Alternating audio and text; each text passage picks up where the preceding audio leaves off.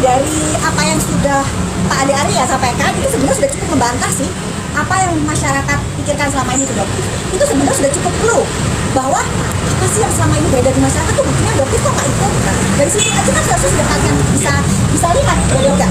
Jadi kalau Doktif tuh nggak mau yang namanya mengklarifikasi A, B, C, nggak akan ada kelarnya. Yang ada nanti digoreng lagi opini yang digoreng. Kita lihat aja.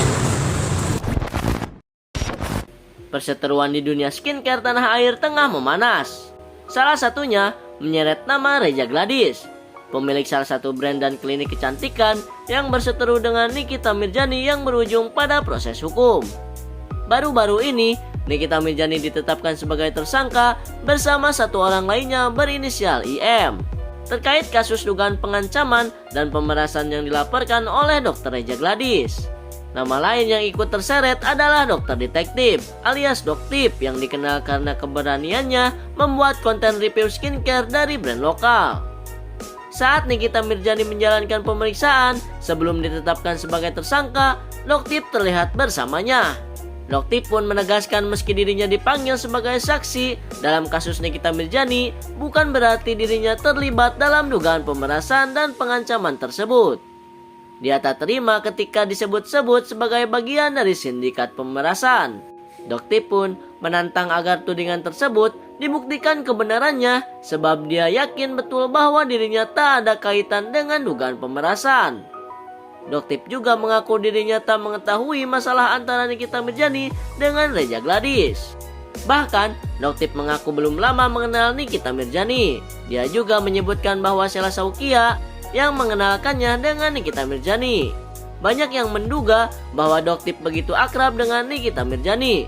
Namun belum diketahui secara pasti keterkaitan Doktip dengan kasus ini sehingga dipanggil sebagai saksi. So, gimana menurut kalian? Komen. Tapi ada rasa ketakutan atau panik nggak sih Dok ketika mendengar NM dan IM jadi tersangka? Biasa aja jalannya. Artinya kan itu sepenuhnya menjadi kewenangan penyidik yang menetapkan itu.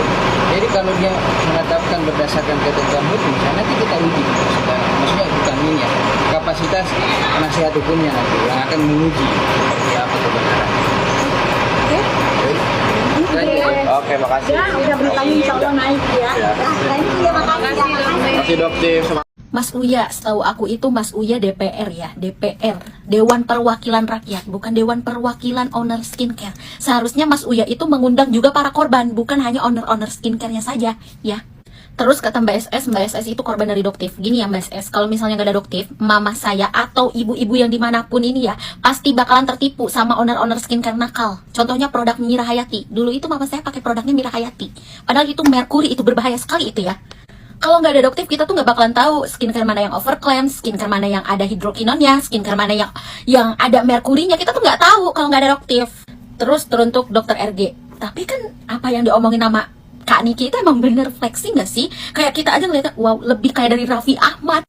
Teruntuk owner skincare, kalian itu harus memikirkan juga para reseller, para korban-korban skincare nakal ya. Jangan yang dipikirin itu cuma penurunan omset. Terus yang lucunya lagi nggak boleh di review apalagi sampai di up di sosmed. Terus kita harus komplainnya itu kemana?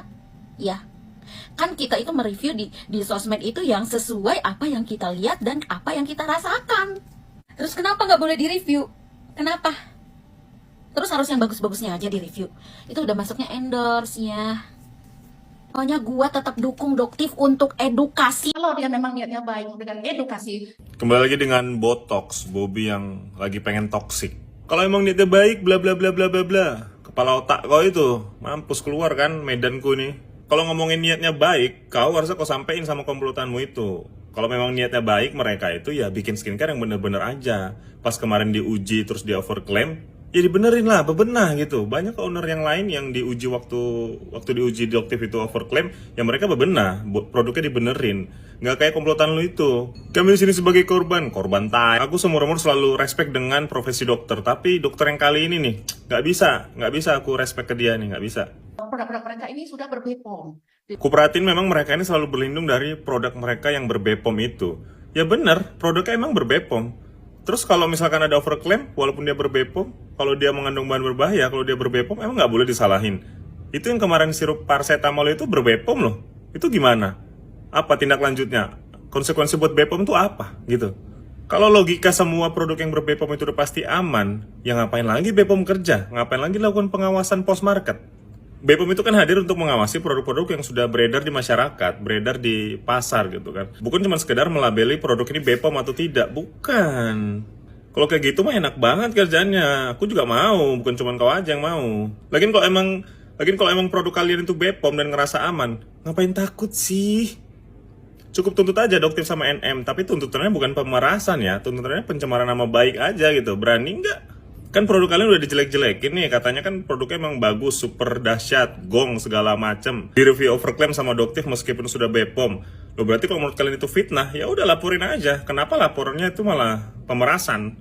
Aduh, cukup misu-misunya hari ini ya guys. Kita kembali lagi ke mode Botif, Bobby Detektif.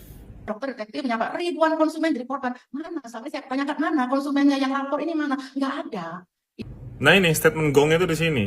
Dia bilang karena nggak ada yang ngelapor, itu korbannya nggak ada. Aduh, sekelas Nikita Mirzani aja bisa ditersangkakan, apalagi korban yang remeh-temeh kayak kita-kita ini. Ya harusnya dari huru hara skincare ini, pihak berwajib itu ngumpulin para korbannya. Kan banyak tuh di sosial media, harusnya pihak berwajib yang bagian cybernya lu kumpulin tuh korban-korbannya gitu kan. Didatengin, dipanggil, diajak audiensi segala macam, ditanya permasalahannya apa, produknya apa.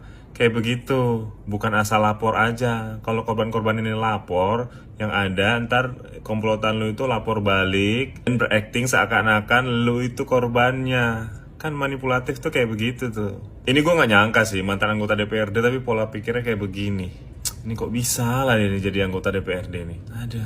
Lagi rame kan Dr. Gladys sama SS yang melapor ke DPR RI untuk meminta mencabut STR dari dokter detektif. Tugas Komisi 9 DPR RI ini adalah yang membidangi kesehatan, ketenagakerjaan, dan jaminan sosial yang dimana untuk meningkatkan kualitas pelayanan kesehatan, melindungi hak-hak pekerja, serta memperluas cakupan jaminan sosial bagi seluruh rakyat Indonesia. Ingat, itu tugas utama Komisi 9 DPR RI. Jadi buat Dr. Gladys sama SS, kalau ingin mencabut dengan adanya STR yang dimiliki dokter detektif, ya bukan di DPR RI, Ibu, untuk pengaduannya, tapi di penegak hukum. Dan bisa langsung saja datang ke IDI atau Ikatan Dokter Indonesia, mintanya ke sana. Karena memang kan si dua owner ini tidak terima karena katanya merugikan customernya yang sudah memakai skincare-skincare-nya karena dilabeli overclaim sama Doktif ini kan. Seharusnya Anda sebagai owner yang memang memproduksi sebuah produk yang udah dipikirkan secara matang-matang, tapi pada saat meluncurkannya ke masyarakat overclaim atau tidak sesuai klaimnya dengan yang dituliskan, yang salah adalah ya pabrik Anda waktu bekerja sama itu di mana. Jadi logikanya kalian sebagai owner ya emosinya ke pabriknya anjay. Apalagi kalau misalkan ada orang yang masalah wajahnya adalah berjerawat dan sensitif. Ya rugi dong kalau pakai skincare overclaim. Akhirnya gak akan ngaruh di wajah kita. Terus selain itu juga aku tuh kalau nyari skincare bener-bener melihat orang yang review secara jujur dan tanpa buzzer. Dr. Reza Gladys waktu ngadu di DPR RI banyak artis ya, seru kayak podcast.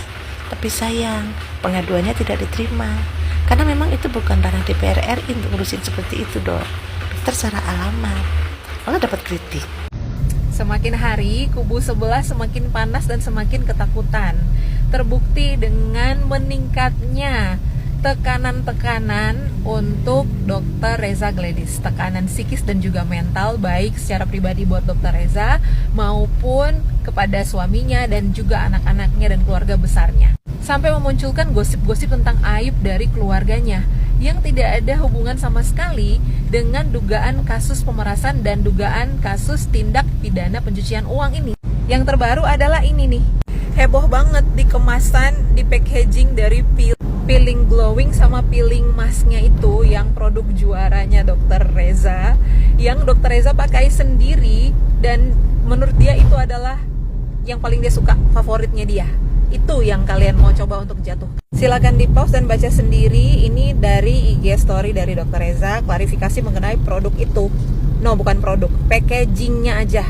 Kalau masih nggak paham juga nih saya jelaskan. Jadi itu masalah packaging aja. Packaging yang sudah kadung diproduksi lebih banyak dan bersisa. Sementara isinya sudah habis dan mau diproduksi ulang dan notifikasinya juga sudah kadaluarsa. Sehingga berkomunikasilah pihak Glavisia dengan BPOM. Ini gimana supaya masih bisa pakai packagingnya. Dan BPOM sendiri yang memberikan saran kalau nggak apa-apa ditutupin aja dengan NA yang baru.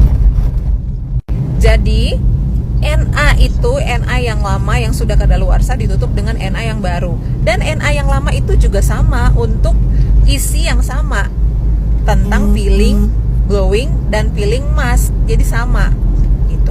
Yang berubah hanya NA yang sudah diperbaharui. Isinya baru, tetap peeling glowing dan peeling mask. Yang berubah hanya NA yang sudah diperbaharui saja. Dan BPOM nggak masalah. Jadi itu bukan tandanya isinya berbahaya atau isinya produk kadaluarsa. Paham? Ya sudah ya, nggak usah terlalu kepanasan. Statusnya sudah sebagai tersangka dan resikonya sebagai tersangka adalah terjadinya penahanan. Jadi nggak perlu giring sana giring sini, framing sana framing sini lagi, oke?